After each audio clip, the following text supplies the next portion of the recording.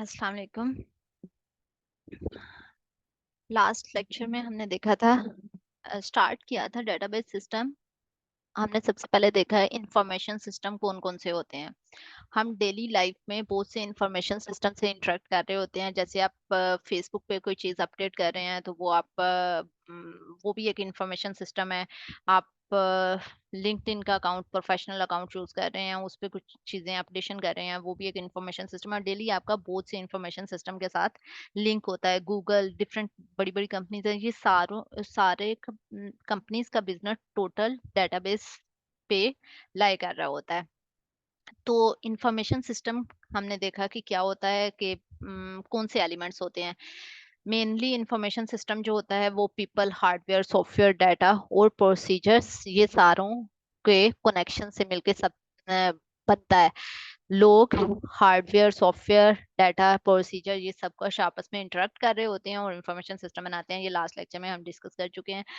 Mainly information system की दो categories होती हैं, ट्रांजैक्शन प्रोसेसिंग सिस्टम और analytical processing system. Transaction processing system क्या होते हैं? जैसे आपने कुछ डेटाबेस के अंदर इंसर्ट किया, अपडेट किया, डिलीट किया, कोई भी ऑपरेशन परफॉर्म किया है तो ट्रांजैक्शन, ये एक ट्रांजैक्शन है। आपने कोई ट्रांजैक्शन किया है तो वो ट्रांजैक्शन प्रोसेसिंग सिस्टम हैंडल करते हैं।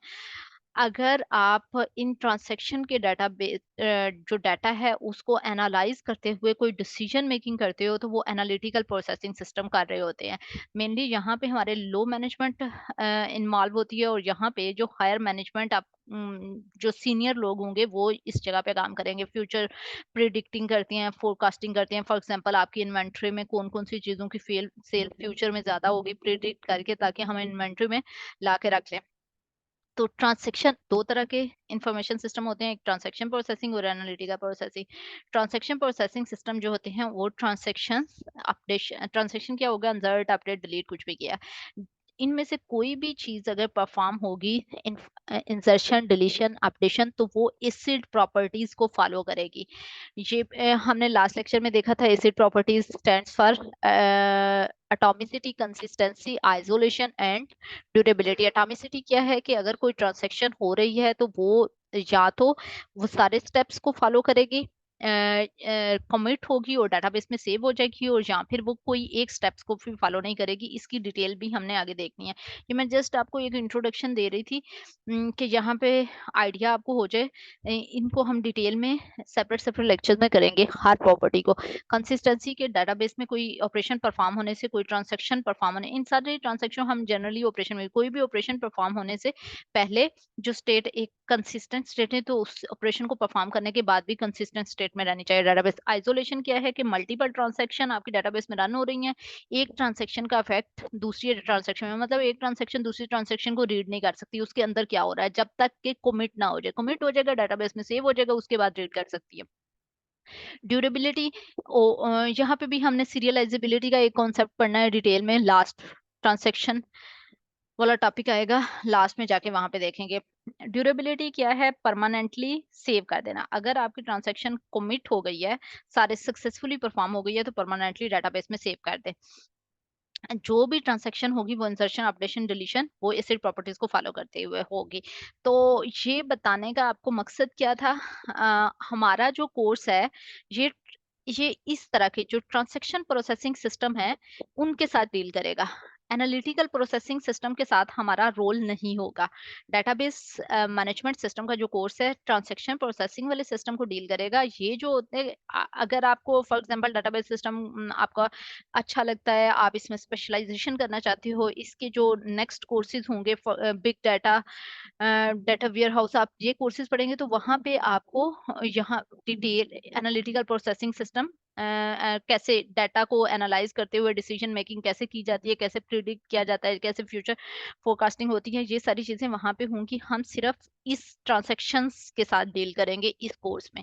यहाँ इसके साथ हमारा कोई लिंक नहीं आएगा यहाँ पे। अच्छा, अपडेशन, डिलीशन, हमने डाटा रखना है। डाटा है हमारे पास, डाटाबेस में सेव हो गया है, और उस सेव में डाटाबेस क्या है? मेनली डाटा, डाटाबेस को हम कहेंगे सिंपल वर्ड में कलेक्शन ऑफ डाटा। डाटाबेस क्या है? Collection of database. आप वो डाटा जो पड़ा हुआ है, कलेक्शन जो है, अगर वैसे ही रख दें, उसमें कोई ऑपरेशन ना परफॉर्म, उसकी तो हमें कोई ज़रूरत नहीं है, अगर कोई वो हमारे काम की नहीं है। अब जो कलेक्शन ऑफ डाटा है, उसके अंदर हमने कोई ऑपरेशन भी परफॉर्म करने होंगे। ऑपरेशन क्या हो सकते हैं? फॉर एग्ज़ाम्पल हमने कुछ इंसर्ट किया, कुछ अपडेट किया, कुछ डिलीट किया, सर्च किया, व्यू किया, कुछ हम चीज़ें ले रहे हैं, तभी तो वो हमारे फ़ायदे के लिए होगी, हमारे काम की चीज़ होगी, नहीं तो हमें तो डेटाबेस का कोई काम ही नहीं है, अगर हमने डाटा को कलेक्ट करके रख दिया है। तो जो ऑपरेशंस परफॉर्म करने हैं, वो ऑपरेशंस परफॉर्म करने के लिए कोई मैनेजमेंट सिस्टम हमें चाहिए। तो डेटाबेस मैनेजमेंट सिस्टम क्या है? कोई सॉफ्टवेयर है जो कि हमारा कलेक्शन ऑफ डाटा, वो हमारी डेटाबेस जो है उसके अंदर ऑपरेशन परफॉर्म करने के लिए, इंसर्शन, अपडेशन, डिलीशन, ये ऑपरेशन परफॉर्म करने के लिए हमें हेल्प आउट करता है, ये डेटाबेस मैनेजमेंट सिस्टम है। डेटाबेस क्या हो गई? कलेक्शन ऑफ डाटा है, और मैनेज डाटा डीबीएमएस क्या है? ये कोई सॉफ्टवेयर है जो कि हमें हेल्प आउट करता है कि हम उसमें ऑपरेशंस परफॉर्म कर सकें। अब ये ऑपरेशन जो होंगे, जैसे मैंने आपसे पहले कहा, इससे प्रॉपर्टीज को फॉलो करेंगे, और इसके अलावा ये ऑपरेशंस जो होंगे कुछ प्रोटोकॉल्स को फॉलो करते हुए होंगे। जैसे कोई एक ऑपरेशन हो रहा है तो दूसरे के अंदर कंसिस्टेंसी रहे, रिडंडेंसी ना आ जाए, डाटा को लॉस ना हो जाए, ये सारी चीजें, इसके लिए हम जो मैनेजमेंट सिस्टम होता है, ये कोई प्रोटोकॉल्स, प्रोटोकॉल्स क्या होते हैं? रूल्स या प्रोटोकॉल, आप सेम ही है, आप इसको सेम समझ लें। प्रोटोकॉल्स क्या है कि रूल्स होते हैं जो कि डिफाइन करते हैं कि जब कोई ट्रांजैक्शन होगी तो वो किन-किन प्रॉपर्टीज को फॉलो करते हुए होनी चाहिए। डेटाबेस मैनेजमेंट सिस्टम की बात करें तो उसमें डिफरेंट कंपनीज की डिफरेंट मैनेजमेंट सिस्टम एग्जिस्ट करते हैं। एसक्यूएल सर्वर है, माई एसक्यूएल है, माइक्रोसॉफ्ट वालों का ये, ओरेकल वालों का डीबी 2 है, आईबीएम का, इसके अलावा मोंगोडीबी, और भी बहुत से डेटाबेस सिस्टम हडूप एग्जिस्ट करते हैं।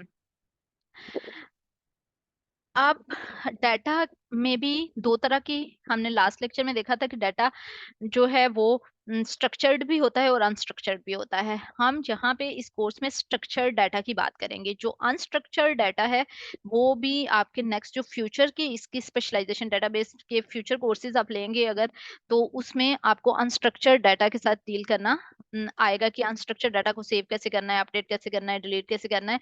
यहाँ पे हम स्ट्रक्चर डाटा की बात करेंगे through out the course. Structure data कौन सा है? मीन के किसी फॉर्मेट में होगा, वो कोई स्पेसिफिक स्ट्रक्चर हम पहले से प्री डिफाइन कर देंगे, उस स्ट्रक्चर में डाटा को सेव किया जाएगा। फॉर एग्जांपल हम टेबल की बात करते हैं। एक स्ट्रक्चर क्या है? टेबल। टेबल या रिलेशन सेम है। रिलेशन भी हम कहते हैं डेटाबेस के कोर्स में। अगर डेटाबेस में अगर कहीं पे भी मैं रिलेशन का वर्ड यूज करूंगी, उसका मतलब है कि टेबल की बात कर रही हूँ। तो टेबल की फॉर्म में जब डाटा सेव होगा तो वो रिलेशनल डेटाबेस हो जाएगी। ये यहाँ तक तो हमारे लास्ट लेक्चर में हमने देखा था। अभी हम देखते हैं डेटाबेस सिस्टम की, हम पढ़ने जा रहे हैं और डेटाबेस सिस्टम की बात कर रहे हैं। तो डेटाबेस सिस्टम से पहले किस तरह के सिस्टम एग्जिस्ट करते थे? इससे पहले भी तो कुछ होता था। वो क्या सिस्टम थे, उनके क्या ड्रॉबैक्स थे जिसकी वजह से डेटाबेस सिस्टम की जरूरत हमें पेश आई, और क्या चीजें थी जो वहां पे हैंडल नहीं हो रही थी? तो वो फंक्शनलिटी हमें डेटाबेस सिस्टम प्रोवाइड कर रहा है, या डेटाबेस सिस्टम के क्या फायदे हैं, ये वाली चीजें हम यहाँ पे डिस्कस करेंगे। डेटाबेस सिस्टम से पहले थे फाइल सिस्टम। फाइल सिस्टम की अगर हम बात करते हैं तो फाइल सिस्टम क्या है? जैसे आप अभी भी आप अपने सिस्टम के अंदर डिफरेंट फाइल्स में डाटा सेव करते हो। फॉर एग्जांपल आपने लेक्चर डाउनलोड करके रख लिया, आपने हैंडआउट्स पीपीटी आपने की फाइल रखी हुई है, आपने असाइनमेंट बना के कोई फाइल रखी हुई है, आपने यहाँ पे अपने सिस्टम के अंदर डेटाबेस समर कोर्स के नाम से एक फोल्डर बनाया, उस फोल्डर के अंदर आप अपनी सारी फाइल सेव करते जा रहे हो, जहाँ आपने ड्राइव के अंदर अपने सारा डाटा, अपने नोट्स सेव किए हुए हैं। तो ये क्या है? File system. ये फाइल सिस्टम करंट अभी भी यूज हो रहा है। ये आप अपने सिस्टम्स के अंदर, आपका ऑपरेटिंग सिस्टम जो होता है वो प्रोवाइड करता है फाइल सिस्टम, और उसके अकॉर्डिंग आप एक डाटा को अपने को सेव कर रहे होते हैं अपने सिस्टम के अंदर। अब करंटली भी ये काम कर रहा है, लेकिन क्या मसले थे, क्या प्रॉब्लम्स थी जिसकी वजह से डेटाबेस सिस्टम का कॉन्सेप्ट आया? डेटाबेस सिस्टम, यहाँ पे फाइल सिस्टम जो है वो सिंगल यूजर के लिए। फॉर एग्जांपल मैंने अपने सिस्टम में कोई चीज सेव, फाइल सेव करके रख दी और लेटर ऑन मैं यूज के लिए उसे एक्सेस कर लूंगी। अब जहाँ पे मल्टीपल यूजर्स आते हैं, फॉर एग्जाम्पल एक फाइल है, उसको 100 लोगों ने एक्सेस करना है, 100 लोगों ने एक्सेस करना है, तो यहाँ पे क्लाइंट सर्वर आर्किटेक्चर का कॉन्सेप्ट आ जाएगा। ये आर्किटेक्चर, डेटाबेस आर्किटेक्चर के टॉपिक हम नेक्स्ट लेक्चर में देखेंगे, लेकिन अभी के लिए थोड़ा सा कंसिडर कर लें। शायद क्लाइंट सर्वर आर्किटेक्चर का वर्ड आपने पहले भी सुना होगा। क्लाइंट का क्या मतलब है? फॉर एग्जांपल मेरा इधर सेंट्रल रिपोजिटरी है, ये इसको मैं सर्वर कह दूंगी सेंट्रल रिपोजिटरी को, और बाकी सारे लोग इससे डाटा को एक्सेस कर रहे हैं, उसको हम क्या, जो लोग इससे डाटा को एक्सेस कर रहे हैं उनको हम क्लाइंट कह रहे हैं। सिंपल ये है। एक सेंट्रल रिपोजिटरी है, उसमें डाटा पड़ा हुआ है और बाकी लोग सारे उससे एक्सेस कर रहे हैं, बाकी सारे सिस्टम जो एक्सेस कर रहे हैं उनको हम क्लाइंट कह रहे हैं। तो डेटाबेस सिस्टम जो है वो क्लाइंट सर्वर आर्किटेक्चर को फॉलो करती है। अब यहाँ पे अगर बात करते हैं इनकी, हम इन दोनों सिस्टम का, फाइल सिस्टम और डेटाबेस सिस्टम का कंपैरिजन करते हैं इन एट्रीब्यूट की बेस पे। सबसे पहले अगर हम रिडंडेंसी की बात करें, रिडंडेंसी क्या होती है? डुप्लीकेशन। अगर मैं अपने सिस्टम के अंदर कोई फाइल सेव करती हूँ, मैंने डाउनलोड की है, मैंने सेव कर दी है, तो हमारा ऑपरेटिंग सिस्टम सेम डाटा को सेव करने के लिए कोई आपको ये नहीं बताएगा कि ये सेम डाटा है। डुप्लीकेशन आ सकती है, एक फाइल मल्टीपल टाइम सेव हो सकती है। जब आपका सेम नाम से होती है तो शायद वो आपको दे देता है, प्रॉम्प्ट कर देता है कि नाम सेव है, नाम डिफरेंट कर दो तो वो सेम डाटा एग्जैक्टली सेव हो जाता है। और इसके अलावा जब मैं फॉर एग्जांपल आपकी डाउनलोड कर रही हूँ, आपकी असाइनमेंट डाउनलोड करके मैंने चेक करनी है, तो आपकी असाइनमेंट जब मैं डाउनलोड करूंगी एलएमएस से, तो एक दफा मैंने की, अब मैं दूसरी दफा क्लिक करती हूँ तो वो दूसरी दफा आपकी 1 के साथ, तीसरी दफा 2 के साथ, जो भी फाइल का नाम होगा उसके साथ 2 मेंशन करके डाउनलोड करती जाएगी। तो रिडंडेंसी, मेरे सिस्टम के अंदर ये बहुत सी फाइल्स क्रिएट होती जाएंगी, रिडंडेंट डाटा हो जाएगा, डुप्लीकेशन आ जाएगी। अगर हम फाइल से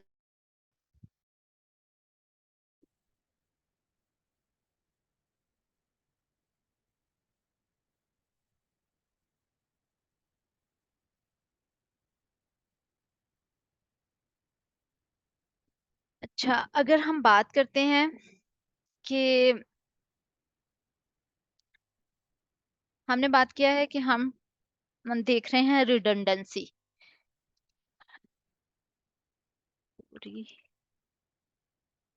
रिडंडेंसी। अगर हम रिडंडेंसी की बात करते हैं तो हमारा जो सिस्टम है, फाइल सिस्टम, उसके अंदर रिडंडेंट डाटा हो सकता है, डेटाबेस सिस्टम रिडंडेंट डाटा को नहीं सपोर्ट करती। उसके बाद अगला एट्रीब्यूट हम बात करते हैं सिक्योरिटी के, कर लेते हैं सिक्योरिटी को हम किस एंगल में लेते हैं। फॉर एग्जांपल आपके सिस्टम में अगर डाटा है, आपके सिस्टम से अगर किसी ने डाटा, वो फाइल लेनी है, तो मैक्सिमम आप क्या करते हो कि अपने सिस्टम पे पासवर्ड लगा दोगे, पासवर्ड कोई ओपन करेगा तो उसे फाइल मिल जाएगी।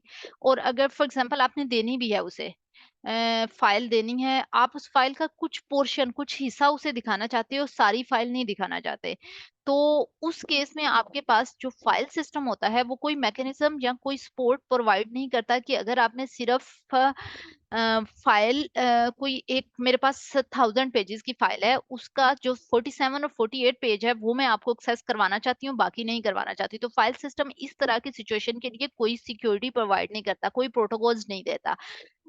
और दूसरी तरफ जो हमारे पास डेटाबेस सिस्टम है उसमें हमारे पास होती है role based access, role based access.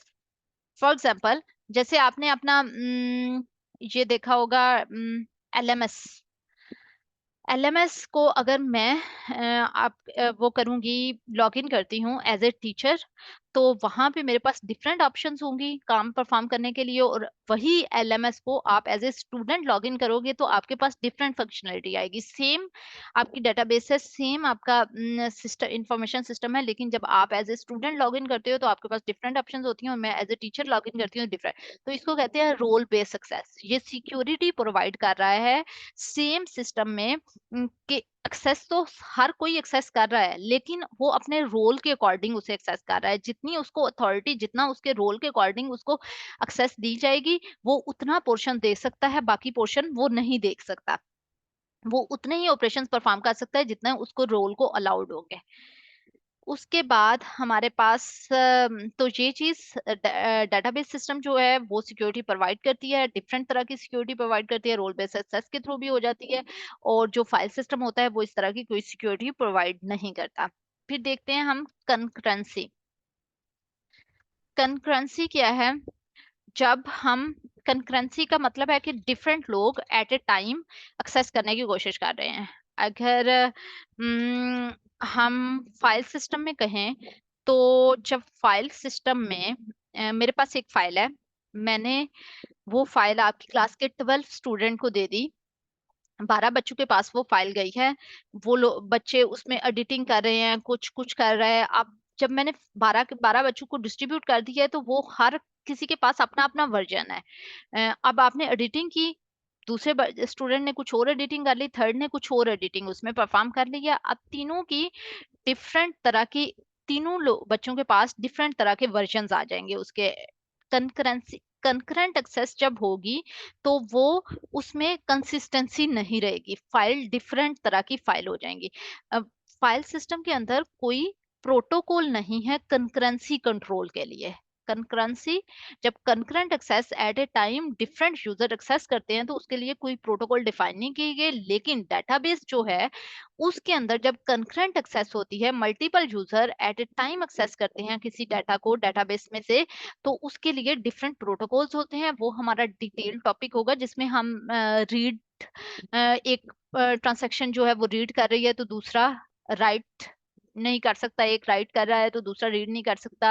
Read और रीड एट ए टाइम कर सकते हैं, राइट और राइट एट ए टाइम नहीं कर सकते। अगर कुछ एडिटिंग परफॉर्म कर रहा है तो दूसरे ने उस फाइल को मीन लाइक अगर मैंने आपको एक फाइल दी पढ़ने के लिए और तब मैं किसी दूसरे स्टूडेंट को भी वो रीड करने के लिए ही दे रही हूँ, तो वो तो मैं दे सकती हूँ, दोनों रीड कर लेंगे। सेम होगा अगर मैंने एक पर्सन को रीड करने के लिए दी है और दूसरे स्टूडेंट को दे देती हूँ राइट कर एडिटिंग करने के लिए उसमें, तो फिर दोनों के पास डिफरेंट वर्जन्स आ जाएंगे, यहाँ पे इशू आ जाएगा। तो ये सारे इश्यूज को कैसे हैंडल किया जाता है, डेटाबेस इसको कैसे हैंडल करती है, ये हम नेक्स्ट एक लेक्चर में पढ़ेंगे। लेकिन जहाँ के लिए सपोज कर लें कि कुछ प्रोटोकॉल्स होते हैं, कुछ रूल्स होते हैं जो कि कंकरेंट एक्सेस को फैसिलिटेट करते हैं डेटाबेस मैनेजमेंट सिस्टम में, और ये कंकरेंसी जो है वो डेटाबेस मैनेजमेंट सिस्टम प्रोवाइड करती है, लेकिन फाइल बेस सिस्टम जो होते हैं वो कोई कंकरेंसी प्रोवाइड नहीं करते। उसके अलावा अगर हम बात करें एफिशिएंसी की,